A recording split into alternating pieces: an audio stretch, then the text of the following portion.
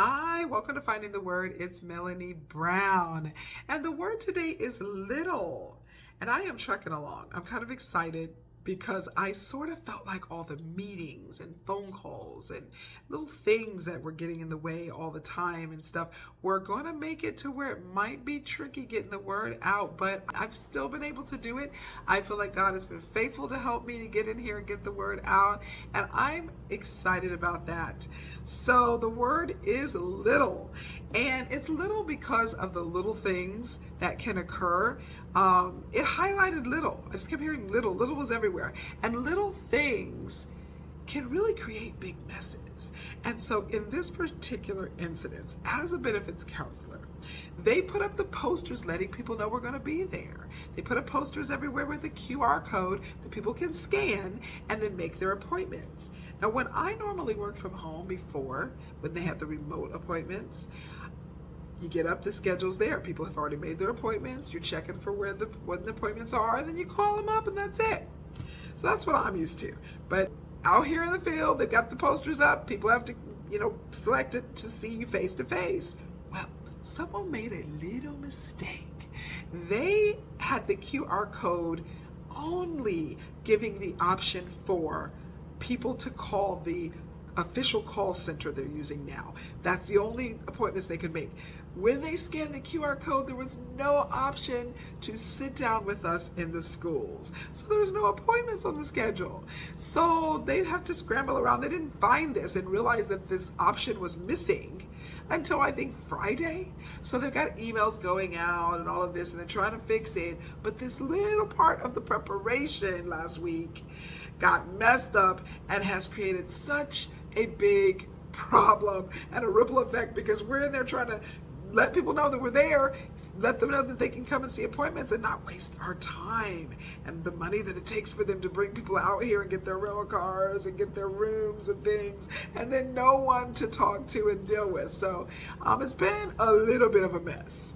So the word little just was me. I continue to just hear how these little things, like you can have little things, cause a big problem. I also thought about the fact that little faith produces great things. And just a little mustard seed of faith can create great results and great things of faith in the Lord. And that was something too that I thought about with little.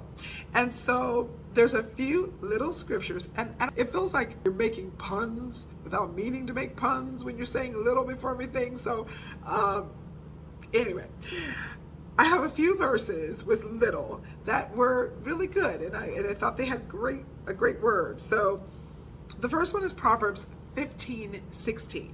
Better to have little with fear for the Lord than to have great treasure and inner turmoil. Isn't that right? I mean, you can have so much. There is so much wealth in our country, and there's so many people with so much. And for so long you look at them and it just seems like, wow, what a life. And man, that it must be nice to just not have financial issues ever be the situation. It seems like that would just be so nice. And yet you notice that there's a lot of turmoil and suicides and a lot of blackmail and just all kinds of things that were coming with this to control others and what they're doing. And so if you cannot fear the Lord and have what you have and serve him and have honor for the Lord, then you're better off with a little bit of money, with struggling and whatever else, than to be having all of this turmoil that comes sometimes with large amounts of money. So the second scripture kind of goes hand in hand with the first one. It's Proverbs 16:8. Better to have little with godliness than to be rich and dishonest. And with so many schemes now, so many little products and get rich things and stuff that isn't giving you anything, and people know up front they are being deceptive. It'll look like something's going to be great, you're all excited to get it. It's not real. They have generated something fake to give you, thinking that you're going to get results from something you're not getting, and people feel like this is fine. The ends justify the means, because they have a certain amount of income they want to make, and they don't care about the fact that your $10 or $15 is wasted. It collectively makes them rich, but You are better off to have little, it says, and keep your godliness of, I'm going to tell you the truth about what this is. I'm going to present honestly to you, than to be rich and dishonest, because you're getting your money in a way that's not blessed, in a way that's not correct. And it's tempting because people feel like they don't care. They just want to have everything they want to have, and they're willing to do anything for it. But having godliness is above that, above the desire to have the riches. And we have to pray that we keep a heart that wants that really desires the godliness first. Because, it's obvious a lot of temptation comes with riches and with a lot of money. I always would want to pray that no matter what and what's available or what is dangled in front of you or you're tempted with, that you would always choose godliness, that you would always choose the fear of the Lord over money. And then the last scripture is Luke 16:10.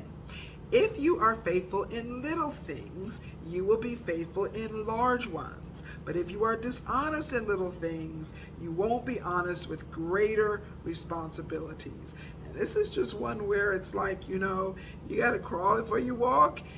You got to prove where you are and what you're capable of. It's like if your child wants to come and drive the car, you're not really going to be so gung-ho to send them on a road trip for the first time with your vehicle when they've not even driven around the city that much, or they haven't had a lot of experience just going to the store or up the street or to the mall, but then they want to go cross country. It's like, well, let's ride here first and do well here for a little bit before we just strike off, It's like we have to really see where if you're dishonest with your couponing, if you're dishonest on saving $3 or $4, you're not telling the truth about something on sale or a little bit of money here, you are not going to put some zeros on that and then be honest on 200 or 2,000. It's going to be much harder to be honest there if you can't on small. So it is very true that if we can't deal with the little responsibilities, it is understood that you won't be able to be honest with the larger ones either. So we need to really work to be faithful with what we have, to fear the Lord with what we have, to have godliness with what we've got in our lives, so that as the Lord continues to bless us, He will be able to trust us with more, that we'll be able to have responsibility and show honor with more. And so I am a little tired and it's a little late, but I am so thankful that the Lord has continued to put the word in my heart despite all of the other things that are going on. He's still highlighting these words. He's still giving me these messages, and I am excited. So I'm going to go now and get a little bit of rest because I only have a little bit of time before the sun is going to come up. Don't forget to find the word, and I will see you tomorrow.